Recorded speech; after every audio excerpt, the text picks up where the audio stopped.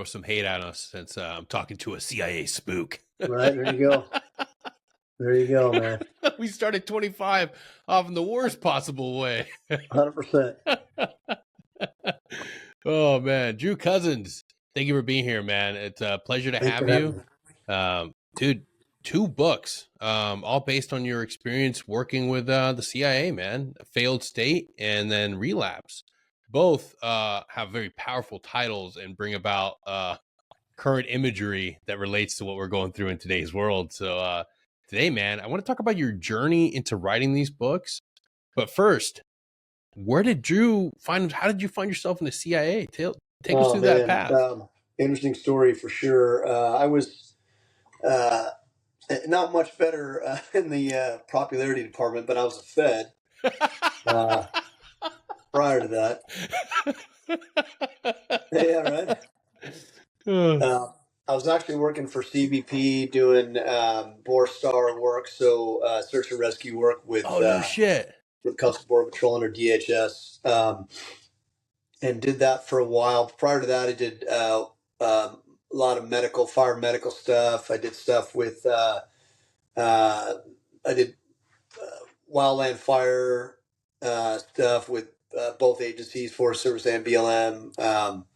So I did hotshot, hell attack work, and then kind of made my way over to the federal law enforcement side, but decided to stick more with. I did narcotics interdiction for a while, and usually worked alongside BORTAC, which is their highly tactical side, and then ended up much preferring the medical end of it and the search and rescue end of it. So had plenty of experience with aircraft rescue, all kinds of stuff in that vein. And we ended up doing a security detail for the 2002 Winter Olympics on the heels of 9/11. And every agency wanted to play thinking that, the Olympics were going to get hit. Yeah.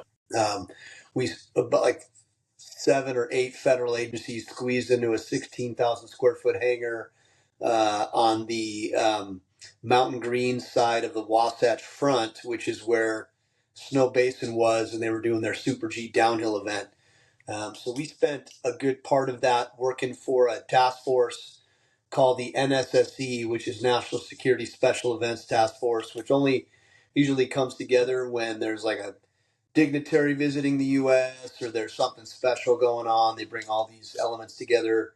The Department of Homeland Security was just getting its legs under itself after the 9/11 Commission recommended it, have a kind of a singularity run in the show. And then ended up flying. I ended up flying guys to dig hide sites for sniper overwatch for that. And then ended up grabbing 2 guys that I thought were State Department. They said they were State Department, and they wanted routine flights up to the comms tower to hang all their SIGINT shit on the tower and do all kinds of electronics work, right? Kind of befriended these guys. They took a liking to me, and they said, "Hey, man, there's a program we think you'd be interested in if you can procure a top secret SCI clearance." And I said, I don't know about that, man. Now we got to figure out what was in the background. What did you do in your youth? I was doing that. I was thinking about all the bad stuff I did as a kid. And they gave me a phone number to call, and, it didn't take long to figure out they weren't State Department, but I gave it a shot and figured I didn't have much to lose and applied. And it took almost a year to get my TSSCI. And then one day I got a phone. I was on the toilet and I got a phone call, and this lady said, "Hey, can you be in Virginia in 2 weeks?" And I said, "I guess so." And she said, "Well, your clearance came through, and we need to run you through weapons and some other training and or some other evaluations. And here's the date. Here's a ticket, and then some paperwork's going to show up in the mail." And my wife's freaking out because I got a diplomatic passport and some consulate paperwork to some foreign governments that weren't exactly vacation destinations. Yeah. So, yeah. What the fuck is this? Yeah, right. Yeah, it kind of crystallized at that point, but what are you going to do? Yeah, our families really don't get a lot of buy-in. At least our generation. I'm hearing a lot of guys are going into these career fields that are already married or even fiancés or serious girlfriends, and they're taking a better approach of bringing them into the fold and at least letting them know, like, hey, this is something I'm passionate about. Whereas for our generation of guys, it's very much like, yeah, this is something I'm doing. Yeah, yeah. I think I was in that slot for sure, man. So, but yeah, so that's how it started, and next thing I know, I got whisked off to Pakistan, and doing a bunch of stuff with guys that, man, you only read about. I think I was talking about this on another podcast. I think one of the guys I met right out the gate was had done uh, red cell work with Dick Marchenko. I don't know if you know who that is. Wow, holy shit. Yeah, and I was like, dude, I cannot believe I'm working with you. I don't know. Yeah. Just guys that were kind of heroes to me, and older guys. This was 2008, so it was the beginning. Beginning Yeah. years of the war. Well, I mean, Billy Waugh, rest in peace, prolific Green Beret, turned CIA guy. He was in the hunt for Bin Laden well into the 70s. So I actually ended up working with one of Billy Waugh's counterparts, just as old as Billy. Yeah. He was he was acting chief of base for a while. His call sign was Wolf, and this guy he had seen. I mean, not as much as Billy, but he had seen some shit. And I was like, holy cow! And interesting time for sure. Dude, it's crazy the people that gravitate towards that path. Like, you get a mix of everybody, because it's easy when you're a younger guy like myself. You always thought that it was just a revolving door of military dudes. It's like, no, dude, like they attract a wide variety of individuals. Yes, they do. Yeah. We had a logistics chief when we were in. So I spent 4 or 5 deployments and one AO, and then switched to Afghanistan, where I kind of really found a really solid team, and I like um, I like the country and the history of it and stuff. And we were in a base on the western Afghanistan border with Iran, and one of the gals there, she smoked like a chimney, and she looked like she was 20 years older than she was. She was recruited as a logistics uh, for the agency at 18, right out of high school. And I was like, holy, and she had been doing that ever since. So she was Holy in her shit. late 30s. She looked like she was in her 50s, which, there you go. Dear God, woman. Yeah. But she had Drew, been let me doing that. tell you something. Yeah. And I never asked any details, man, but you can imagine, what they saw in her to pull her Yeah. out of high school. So That's insane. That's some shit that you see it in movies and you discount it as, fiction. 100%. 100%. But one secret I did get and I'm friends with a lot of guys that were case officers, man. I can name them here because they're pretty public with it. Mike Baker, Doug Pattison, and Andrew Bustamante. Yeah. And I think it was, good guy. I like Andrew a lot. Doug actually talked about how he believed the agency recruits people based on a very traumatic experience they had, and how they recovered from it, personally, at a very young age. And he said Post-traumatic that's growth. usually Yeah. I in this podcast, we focus a lot on the things that made us who we are and why we went into this career field.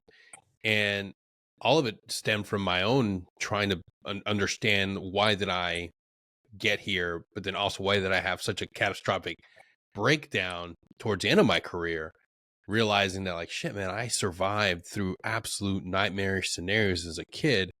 That gave me this drive to, like, achieve this whatever the fuck I wanted to do. Like I had to get as high as I could and find this mountain, find this ridge line and get to it so I could feel some sense of accomplishment. And nearly every single person I talked to had the same thing: traumatic childhood, horrible life. And they're like, you know Yep. what? I didn't want to be Yep. down there. And I was like, holy shit. Did they develop an algorithm? Did they figure out that what makes really good Green Berets or really good SEALs or Rangers are the dudes that just get the shit knocked out of them as kids and then refuse to quit? And it's like, well, you know, there's a case for it. There's, You know, I would imagine.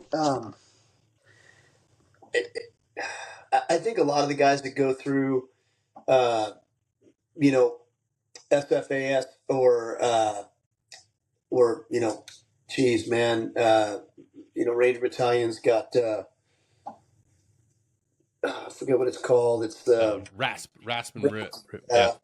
Or you know, selection for, you know, Air Force PJ or Yeah. CCT. I mean, I think a lot of those guys have to dig pretty deep to get to where they are, and that makes sense.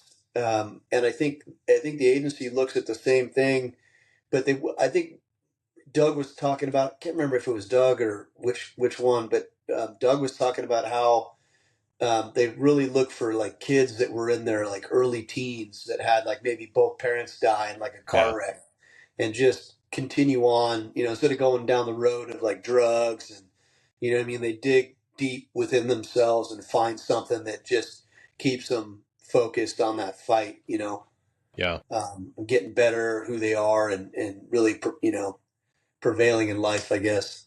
No, it's absolutely true. It's absolutely true, man. Being able to, that's how you make, that's part of building that resilience. You got to be tested.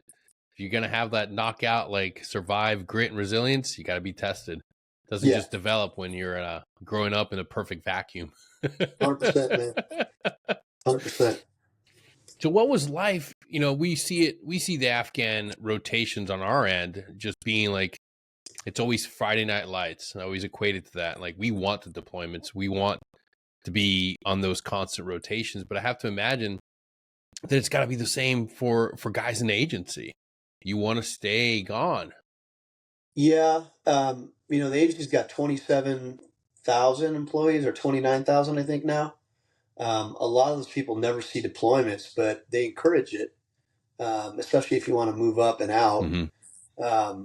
But, you know, working the operations side, you know, we were kind of considered unmentionables. You know, I'd show up in Langley with like long hair and a beard. I didn't care. I looked like I walked off the set of, you know, of what's that motorcycle show?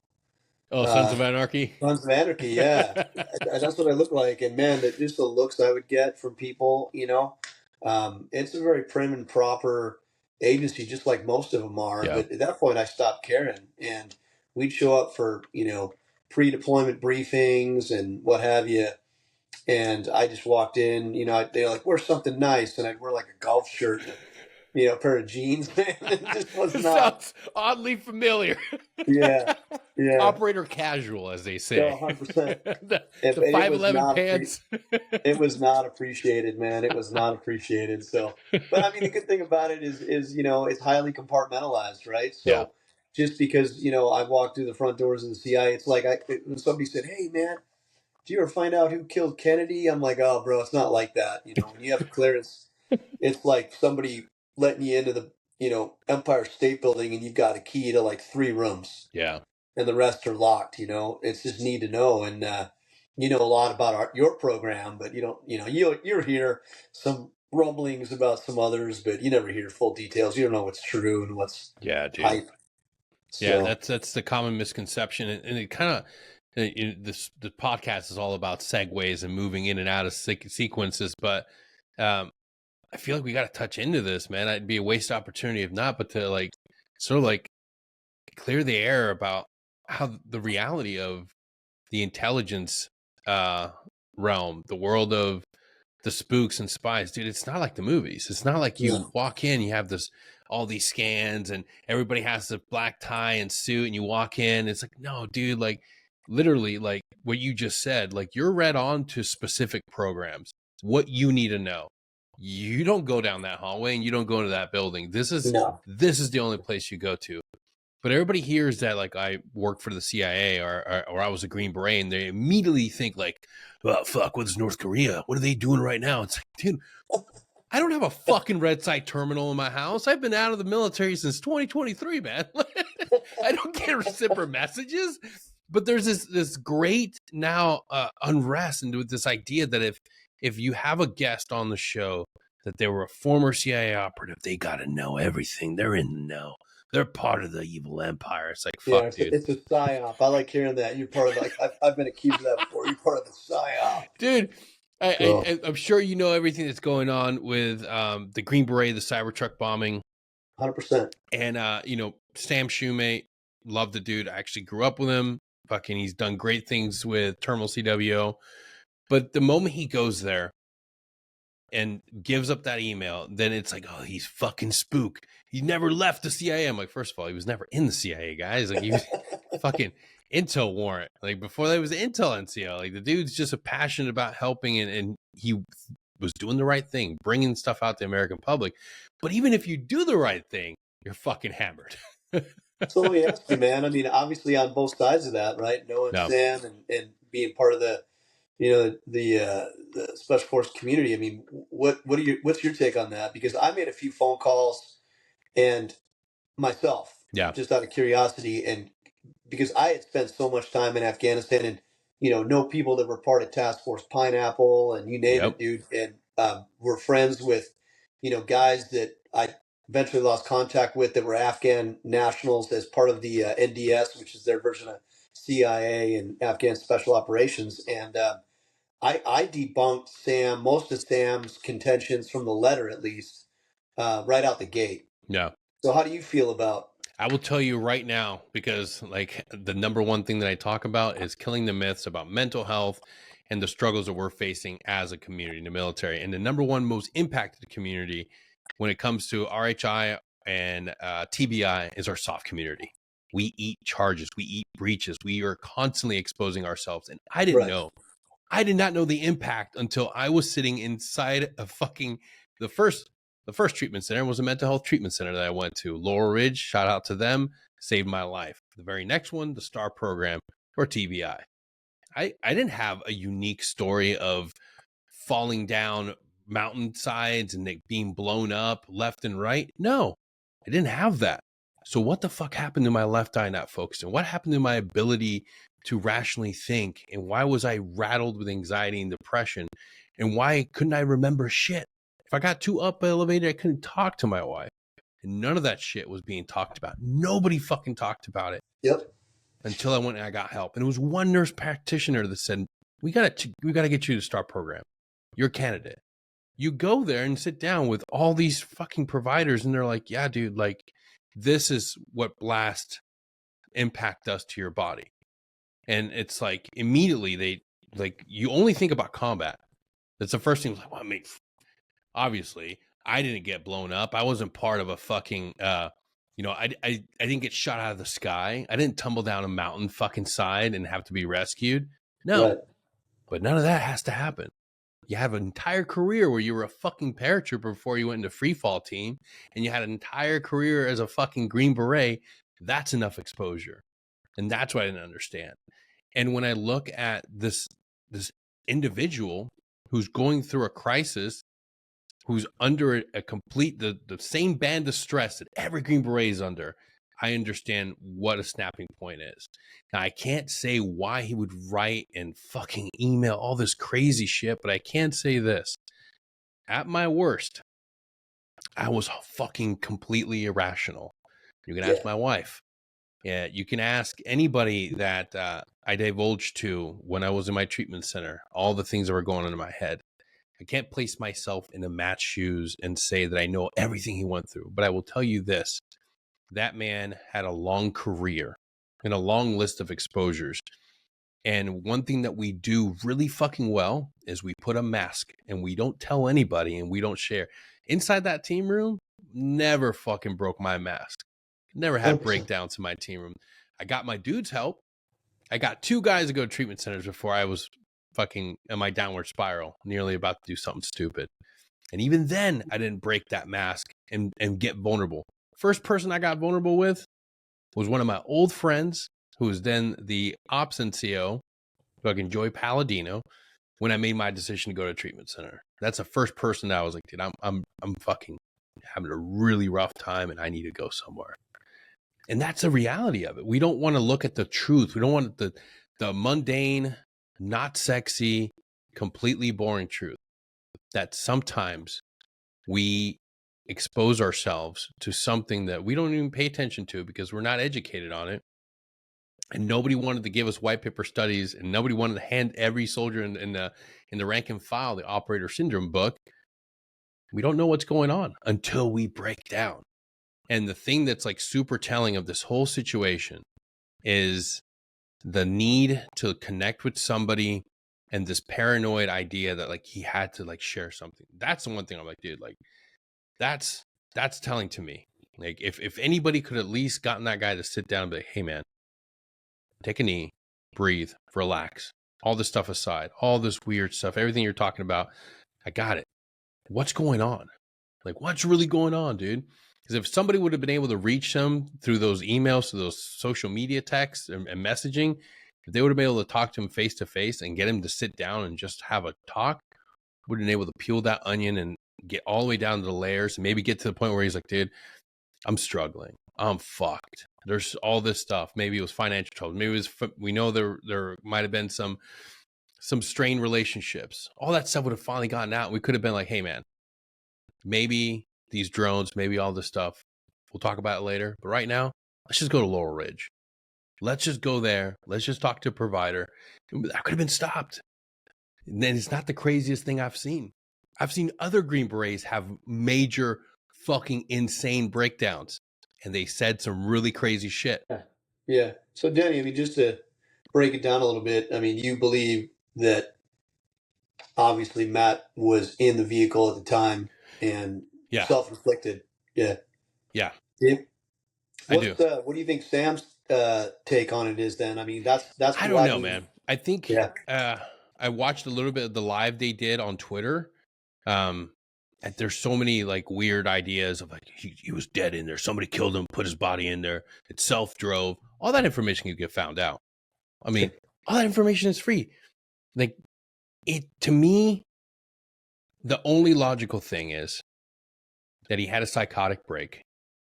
He drove that truck there to make a grand gesture to bring attention to something that he thought was really pressing, something that he was struggling with. There's a lot of things that we struggle with that sometimes if we're in the right headspace, we want attention for something. And now it's left to everybody, all of us, to dig through the fucking layers of crazy shit to say, okay, maybe this is what it was. Some people say that he wanted to draw bigger attention to something. I don't think that we'll ever truly know why he actually did that, because the man was in duress, in the throes of a mental health crisis. I think people are looking into the military operations he was talking about, the CivCAS. I think all that's been flushed out. I think he was desperate for some sort of attention, somebody that's talked to him, and he put together this plan.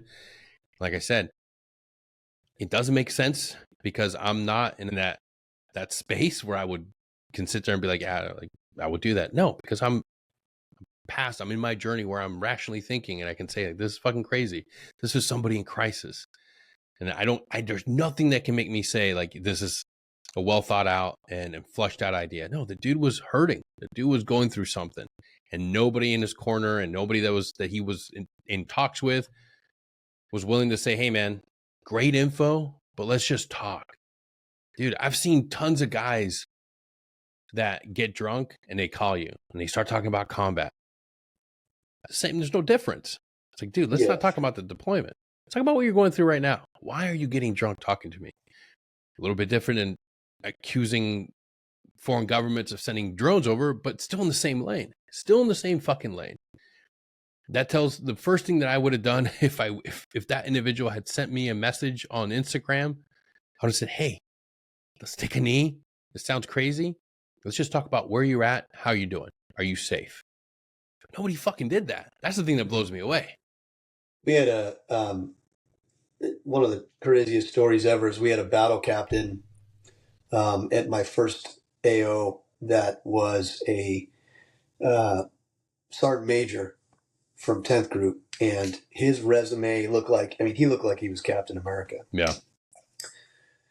Turns out the guy, had problems playing well with others, ended up being kind of on loan to the Air Force, didn't spend time with, the A teams for much of it, was screwing up as battle captain, setting up, defensive positions without interlocking fields of fire. Oh, shit. Got into it like verbal arguments, some pretty heated verbal arguments with guys that were coming off a lot of combat and had been retained by the agency from, places like Afghanistan and Iraq.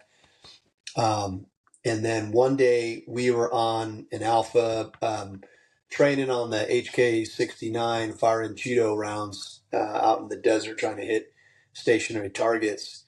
And one of the maintenance guys was walking the flight line behind us that he was friends with. And they had hung out. They were kind of buddies, kind of a mentor, big buddy, little buddy set up. And he waved and said hi. And I'm not going to mention names, but this long tabber turned and had a Cheeto round loaded in the HK and just fired it right towards the guy and missed him, thank God missed him, but they sent him packing after that. And everybody was like, "You stupid son of a bitch." Nobody knows what he'd been through. Nobody knows why he snapped and did that. Nobody bothered, like you said, nobody bothered to ask. Yeah. So we were all pretty hard on the guy, but, thinking about what you just said, there could have been a different approach. 100%. I think as a young Green Beret, I just got to my first company, and I heard there was a guy that had gotten sent back from the level 3 course. Lots of sleep deprivation, lots of working through the night, lots of stress. And that dude got sent back home because he had lost it. He had lost his ability to relate himself to space and time and what day it was because he was so sleep deprived. Right. And that's just a normal baseline human being in an ungodly, unimaginable, really demanding course. If you don't go without sleep for a long time, you're going to say some goofy shit. And that's pretty much why he got sent back. Now, if that's a normal human being under super stressful conditions, think about what happens to an individual dealing with mental health issues, under stress, maybe not eating right, not sleeping right. Like I said, you're going to say and do some crazy fucking shit. And I just wish that the people that he was texting, because I guess he was talking to an ex-girlfriend, I wish people would have been like, "Hey man, how you doing? Let's talk. Let's fucking meet in person and talk. Let's chat." Because I've seen it enough in this community to say that dude, when we break down in really fucked up ways. I've seen lots of guys just almost to the point where you're like, this feels like schizophrenia. Yeah. This person's really, really struggling, really dealing with a lot of shit. But nobody wants to bring that up. Nobody wants to bring that up. Everybody wants to say the same thing. I know this man for 20, 30 years. He's the best operator. Yeah. And we're very good at wearing a mask. We've grown up in this culture where we cannot say, "I'm fucked up. I am struggling." I didn't want to. But one of the greatest things that I've developed in the last 2-3 years of doing this whole project is understanding the power of vulnerability. There's nothing wrong going to a mental health treatment center. It saved my life. I was really going to do something stupid. I had it fully planned out, had it completely done. And it took one moment of vulnerability sitting in front of one therapist that saved my life. And she was like, we're going to get you on a plane. We're going to get you to Laurel Ridge. You got to go. And going there, dude, I'm not saying I would have done something completely insane had I just stuck to my, routine of bullshitting my therapist, but who's to say I wouldn't? Who's to say that I wouldn't have fallen through and done something dumb while my wife was on her own deployment? Because that's the reality. That's where I was headed. And now seeing where I'm at in this point in my life, I'm like, holy shit. All it takes is having those vulnerable moments to talk with people, digging into your friends. If you got a friend that doesn't call you, if you're having constant contact and then he goes dark, doesn't check in on text message or post something really weird, fucking reach out. Like these past 20 years have put stress on our service members and individuals like yourself that work in agencies. It's only human that we fall apart. So we have to take the action, take the initiative, and reach out to each other. Well, TS clearance doesn't even account for any of that stuff, man. Yeah. So there were guys, I was working with guys that had seen, one guy was third bat ranger that had seen some serious combat in our province at the beginning of the war. And it really, I mean, on an outpost with a guy, you know, doing some stuff, I could tell he had some serious screws loose. Bro. And it manifested later. And I just recently told this story. The guy, you know, got back stateside after he had been, you know, DNR'd, and he had problems with the law. You know, lost custody of his daughter. I mean, you name it. And I lost track of the guy for a couple of years, and I reached out, got a hold of him, and turns out the guy's working for the VA as a therapist. And I said, John, what the hell's going on? I haven't talked to you. And he's like, man, I went through 4 cycles of ketamine therapy. Yeah. And it just opened doors and turned on lights I didn't even think I had. So awesome story, but rare. Yeah. Rare. They're becoming more the norm now. More guys are talking, more people are open. And I see Matt's story as I see it as a failure amongst us. I see it as a failure within our own community for not being willing to chip away at that armor. We all carry that armor. There are things that Drew doesn't share with anybody except maybe 1 or 2 friends. Sure. There's tons of things that I didn't share, but now I do. I talk about it openly. I tell my wife fucking everything. And my close friends, they know every single time I'm truly struggling. Why? Because when I open up and I'm a little bit vulnerable with somebody that I trust, that's a key. You can't be vulnerable with every Tom, Dick, and Jane. that's just fucking weird. You can't just go up to the guy on the bus stop like, man, I'm really fucking struggling today. Mind if I vent to you? Like, that doesn't fucking work. But like the best friends you have, the people you trust, when you have a fucking hard day, like, hey man, I fucked up, lost a fucking client, man. Just need a vent. That's normal. You can't let that shit eat at you. You can't let those things. And here, do it in the military today. Fuck. I fucked up the con op. We're not getting the mission. Oh, man, that sucks. But you know what? Better things are in store for you tomorrow. It's that simple. It's that fucking simple, man. Right. It's just, but now that we have more access to this information, and now that more guys are going into doing ketamine therapy, doing SGB, doing plant therapy, like that shit will change your life, and it makes you more susceptible, makes you like being open to actually doing the conventional talk therapy. Because I think that there is some valid resources that we're not willing to accept until maybe we have that journey through ayahuasca or 5-MeO DMT, and then maybe we're like, okay, maybe I'm willing to talk now. Maybe I'm willing to get through this, and that's what I'm seeing. A lot of the older guys. That's the beautiful thing. Man, the dudes that were really struggling, the E8s that were fucking horrible, they're finding health. They're finding that journey through plant medicine, and they're finally willing to get help and say like, hey, it's time for me to take a knee and like go through this. 100%, my man. Yeah.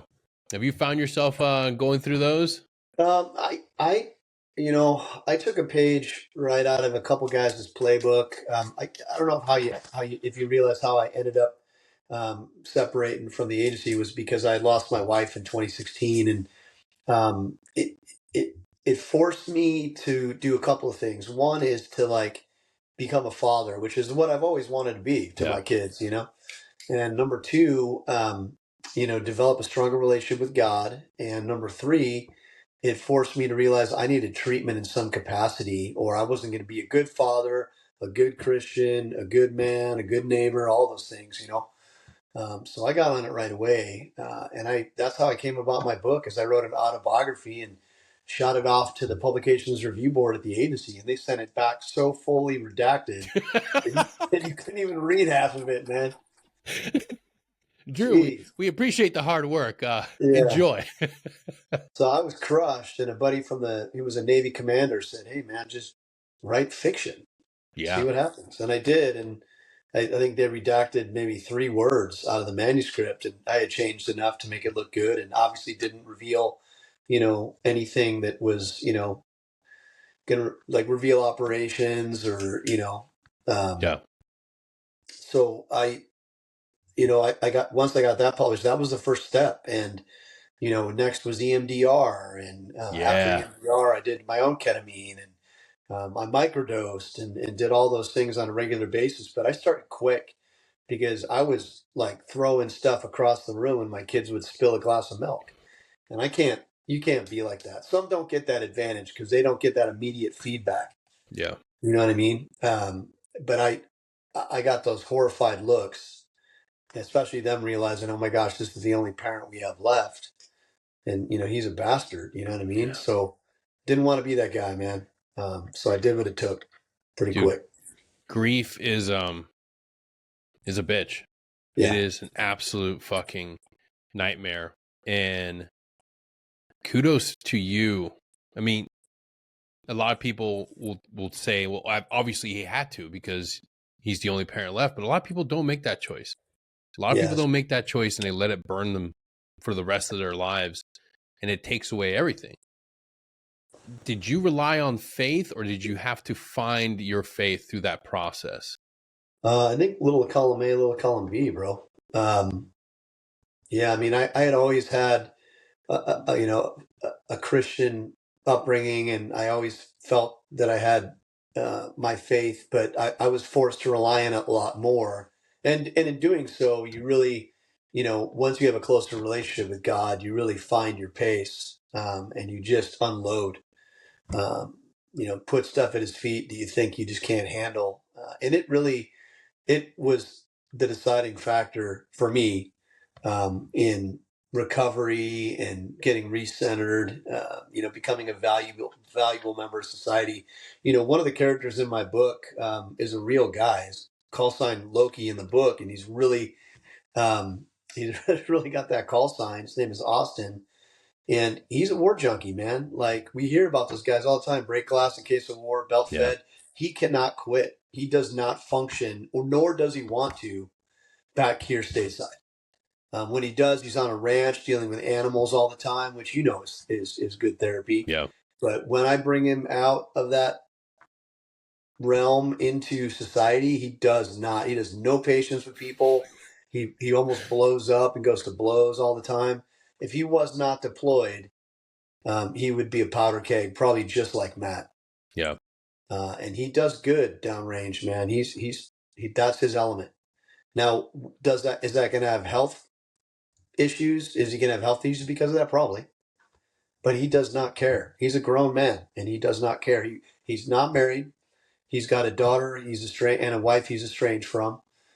He knows those risks, of being in that status, and he just wants to. He's in Ukraine. He's been with a couple different contracts. He was with OGA with me. He was with the NSA Scorpion contract for a while. There are guys like that. Yeah. I talk to him every 6 to 8 months. How you doing, man? What's new? Oh, I'm doing this, man. I'm looking at doing this and stuff. He's been engaged like 4 times. You know what I mean? Dude, sounds so fucking familiar. Yeah, right. Oh, geez. But at the end of the day, man, I give people grace to the path they're on. Yeah. So, but Do you but find yeah, yourself looking back at your time and missing it, or you feel like you're now 100% solidified in your new path? Like, because that's something that I see a lot of guys struggle with. Especially with this high octane, high adrenaline life, where you're tip of the spear, you're the best of the best. You walk away, you reestablish your life. You're an author, you found success, have family. Do you still find like that little bit of an itch? I think it comes in waves, brother. Yeah. Um, I do think, I do think you have to find a new mission, new fight, Yes. and that fight is not going to look anything like the previous one. Being a father was a lot of fun. 9 years ago when my kids were single digits or early teens. Now that they're 19, 17, and 15, I could strangle a bitch. You know what I mean? I could, man. Because you know, you know what I'm talking about, man. You got kids, Danny? No, my first one's on the way. Well, January there you 3rd, go. like any day now, any Enjoy day it. now. Yeah. Enjoy it because I would take a toddler with, you know, stuff coming out of both ends in my household than a teenager any day, man. And I have good kids. They're not like bad kids, but they're Yeah. inherently lazy. They know it all. They don't listen to you. They don't care. The apathy runs deep, Yeah. especially in this generation, man, very deep. And I'm afraid the next one is probably gonna be worse. And it's a shame, man. I wish it was different, but it is what it is. So, um, a lot of challenges there for me, a lot of Yeah. challenges, and that's a fight, man. That I've never been so deep in the thick of it like I have with this. Trying to get the boys are the oldest, the 19 and 17 Yeah. year old. Trying to give them purpose, trying Yeah. to give them mission, trying to make them understand that hey, you gotta show initiative. Yeah, they're not having any of that, man. Not right now. Yeah, it's the hardest thing that we have as men is being a father, like ensuring that you prepare your little ones into being big ones and be able to go into this world and be successful. I I didn't value it. I was a fucking idiot. I was a complete fucking idiot for the longest time. I Same. remember being so proud of like not having kids, not being married. And even then when I went through a divorce, having that badge of honor of like, yeah, you got your Harley, you got a divorce, you're one of the boys now. Like, yeah, fuck yeah. Never gonna have kids, never gonna be married, like fucking selfish life. Then your career doesn't pan out the way you thought it would. Then things happen. Then you realize like, oh shit, like who the fuck's gonna take care of me? Who's the fuck's gonna be there for me when things go south? Oh wait, all this shit you didn't prioritize your entire life. Now you're like, so many of us are in that single fucking one bedroom apartment with TA50 stack up in the corner, fucking hot pocket wrappers everywhere, empty beer cans. Like fuck, like that sucks. Like that's not what we should be promoting and idolizing. Instead, like the real fight, just like you said, like the real thing that we should be suiting up and going into the arena every day is like raising your kids, being there for your family. And I'm grateful that God gave me that opportunity after being a complete idiot and fearing it, because that's what it comes down to. You're scared. You're hella scared. You don't think you're gonna make a good enough father. You don't think you're gonna do it right. Well, come to find out, I've talked to so many people. I've read a lot of fucking books, and there was not one single friend was like, I got to figure it out. This is the perfect way to do it. Nope. They're all said, you're fucked. If we're all in it, we're all in this shit. Yeah. Well, I mean, let me tell you, man, like probably a lot like you, I still have my touchstones, man. I mean, I touch grass all the time with, for the first couple of years, it was going to SHOT Show and hanging with guys from like CAG and the Yeah. agency and a couple buddies of mine that, run Rescue 22 Foundation and Coastline Canine and stuff. And I felt community. Yeah. And then over time, it kind of, I was like, yeah, but I stay in touch with guys, man. I still do. Like, I still have a network here that I reach out to and guys that understand it when I'm like having a fuck it day, just like you Yes. do. Yep. So, Where are you located at these days? Boise, Idaho, Oh man, that's a where state. all the, That's a place to be. well, all the Californians want to be apparently, but, Well, they um, do right now. Sorry, not yeah, sorry. yeah. I mean, it's beautiful here, man. And, Yeah. there's like 1.3 million people in the entire state, which is amazing. And some of the best vestiges, some of the best mountain views are just half an hour drive from my home. And I'm not trying to advertise it because, like I said, I want to shut the door Yeah. behind me It's a when horrible I got place. here. Yeah. But I really feel like it's just a gorgeous, untapped resource of a state, and I'm really, really enjoying the Yeah. Dude, time. It's amazing the places that I had never traveled to until, or wanted to travel to until I got out, and I started seeing like my group of friends strategically like place themselves. Like Idaho is one of the places, and it's like, yeah, dude, don't tell anybody, but it's fucking nice up here. Yeah, Same with yeah, Utah. I had no idea how wonderful Utah was. So I went there. I was like, you gatekeeping motherfuckers, this is beautiful. it is. Now you got to battle the Mormons there a little bit harder, but Turns out they're fucking great and they're amazing at they're off-roading, man. great. They're amazing. I mean, their family is the center. Besides God's, Yeah. it's the center to them, and I respect them a lot for that. They do an amazing job. Yeah. With their family and raising their kids and stuff like that for sure. But Utah's amazing. I spent some good time in Utah there when I was a Fed, and been back a few times since to recreate and to do some work with. I think I was doing some consulting with Ogden SWAT and stuff like that. So it was good. Nice. Yeah, it was good. Good time. Dude. But So, yeah, you're working on another book yet? no, man, I started dipping my toes into the Hollywood environment a little bit.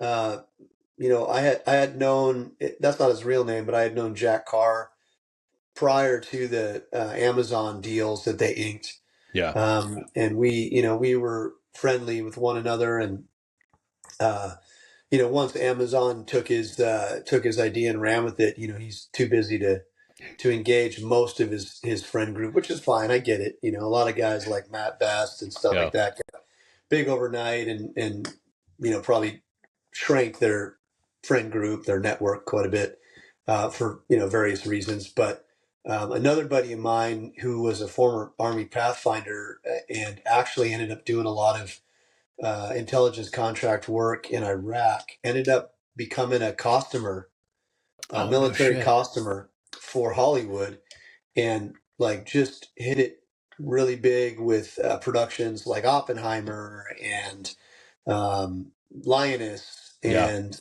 you know what I mean, and just really being in demand. So he invited me down last time they were doing the spin-off from Terminal List called Terminalist Dark Wolf, and I Mm. got some time on target there, and realized that Hollywood's not what, at least on those productions, what we think it is. Yeah. Tons of veterans, um, lots of guys that have a lot of faith, and I was just really surprised to see that community and that level of vibration down there. And I was there for 2 weeks. Thoroughly enjoyed my time on set with those guys. Got to be do a little background acting and stuff, being in some scenes where we're loading 50 cals and Nice. doing some other stuff. I had to play a SEAL, so, pray for me. But, So he's a fucking seals. I'd like to do more of that. I realized, I ended up getting an agent, and, Oh, nice.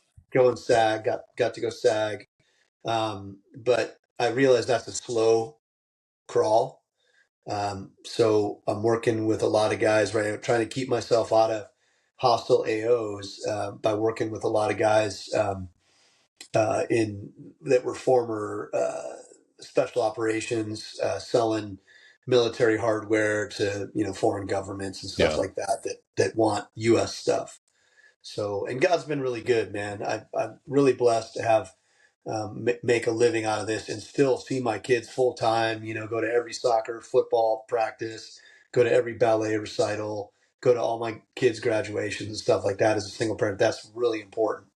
Yeah. And that's a bigger blessing than if, I were to wake up and there'd be 2 million on the front doorstep, man. I think having time with your family, and then having lots of free time to enjoy them is you're wealthy. Yeah. That's what truly So, matters, man. Like being yeah. able to be rooted in family and faith. Like never valued it, but I'm damn glad and proud to have found it in this chapter of my life. And that's another common thread I'm seeing with our generation of guys. Like we come full circle and we find our faith and we find what really matters is being able to have those moments with the unruly young adults that are quickly eating you out of house and home. Man, I heard. I don't know if you heard Mike Tyson say this, but he was being interviewed before the fight. And they said, "What's your legacy?" And he's like, "Oh, fuck the legacy." He goes, There ain't no such thing as legacy. He goes, I'm Yep. dead. I'm gone. You know what I mean? Yeah. And that really hit me, man, because I realized that's 100% true, and nobody's ever said it out loud. Yeah. And at the end of the day, I don't care about my legacy. All I want to do is set my kids up for success. They don't understand why I'm not a friend and more of a dad or a DI than a friend. Right? But I'm not going to be around for much longer. So I want them to be able to turn to prayer and God when they need, solace or self-reflection. And I need them to like realize that they're going to have no one like the whole adage, right? No one's coming to save you. Yep. Right. I live by that because that breeds resilience, and it, allows you to rely on yourself. And man, that's just rare these days. Yeah. It's so fucking true, man. It's becoming a something that's harder and harder to find amongst people to fall apart the moment things go south. It's like, okay, Yeah. like you got to get out of this. I'm like, no, I'm just gonna sit here. I'm like, okay. That's your choice. That is a choice. That is an option. Yeah. Or you could get the fuck up. And I'll be like that until the day I die. Getting into fights with my son on occasion. He'll say something like, "Well, don't expect me to take care of you when you're too old to get up." And I said, "I'll get up. Might not be real fast, but I'll get up, man. I'm never gonna. You know what I mean? I'm gonna, be clawing just like you, man. I'll be clawing myself to get stuff done to my dying breath. Yeah. And when it's time to go, it's time to go, man. I don't fear, probably a lot like you do. I don't fear dying on any level. I've had a full life. I've experienced amazing things, and raised three, beautiful kids that hopefully figure it out at some point. And that's what you can expect, really. That's it. So We live a good life, do good, help people, be of service to others, and then ultimately, when your time's up, your time's up. There's this weird idea. There's forget the guy's name, but he's trying to figure out how to live the longest, like it's a fucking game. Like I can do all these supplements, I can do all these tricks and this perfect diet. And I was watching the Netflix show the other day with my wife, and I'm like, fuck, dude, like this guy's life fucking sucks. Like, what's life if all you're doing is eating fucking dozens of pills every hour, fucking taking blood from your own kid, and then UV light therapy, and then fucking CrossFit workout? And I'm like, dude, fuck that, dude. Like, where's life? Are you going hunting? Are you going hiking? Are you meeting with friends? Nope. Can't drink coffee. Fucking can't do this. Like, fuck that. At some point, it's over. It's gonna come to an end. Make sure you go out knowing that you were rooted into something that was valuable, man. Like, yeah. I'm guilty of doing both, man. I am. You know what I mean? I cold plunge and hot sauna and all that. Those are different. Those are different. Those are things that make us better. This motherfucker was like eating this pure, like just puree of vegan shit just because it was like gonna make him live longer, and 75 pills in the morning with 80 in the afternoon. I'm like, dude, cold plunge, working out, going for walks, being active.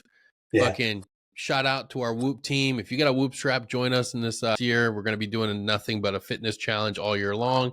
Shameless plug for that. But doing those things are great for us, man. Like the idea of growing old, weak, and feeble, like that's not attractive. I want to go out fucking in great shape so that the dude that's cutting me up and looking at my organs says, oh, this fucking worked. This dude worked out. Nice, man.